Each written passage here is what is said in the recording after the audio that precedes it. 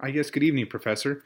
My name is Max Eckerson, and I am responding to a question that you posed in Evelyn's discussion post. And your question was, how does informed consent differ for group work? When I first read the question, I didn't know if there would be much of a difference, um, you know, between a group or between an individual. And I quickly came to understand there are different dynamics.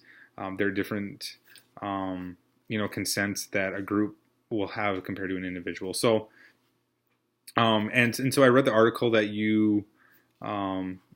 you gave the information for, and Fallon in 2000 or Fallon 2006 did describe multiple differences in group work. And so one of the first ones that I thought was really interesting was each client in the group um, comes in with their own goals.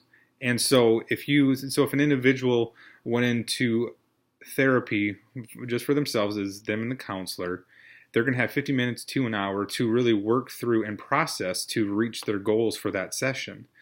And then, but in a group therapy, there might be the same amount of time that you would have in an individual moment, in an individual session, but now that individual is having to share that time um, in a group, and so they're not going to maybe be able to reach their goals, and it could be frustrating for the individual when they have a certain mindset of what it could look like. So that's one thought is, they might not be able to reach their goals, and that's something that Fallon says in this article as well.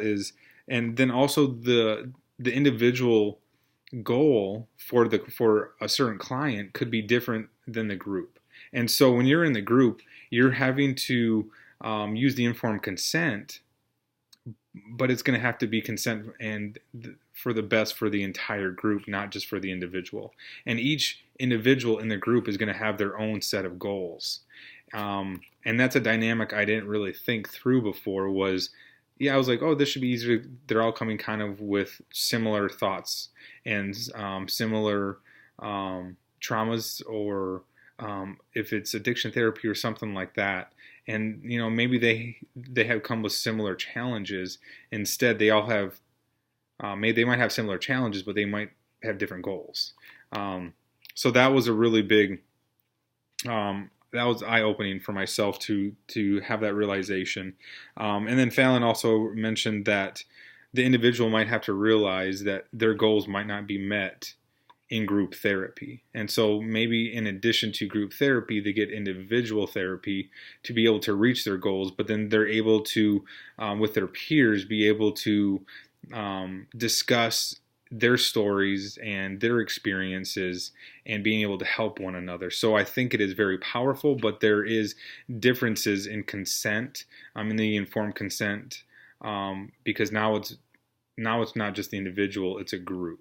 And then there's also the part of confidentiality. It's not just between now the therapist or the counselor and the client, but there's going to be client to client and peer to peer, and there's confidentiality, knowing that you're going to go into the group and just being able to feel safe and feeling safe to be vulnerable, and knowing that the group has their best in mind. So yeah, this question really made me think and go deeper into what I first perceived, and so I just want to thank you for asking that question, and it really made me dig deep. So thank you so much. You're doing a terrific job as a professor in this class, and I really appreciate you just challenging me with this question. So I hope you have a great weekend, and I'm looking forward to more questions from yourself.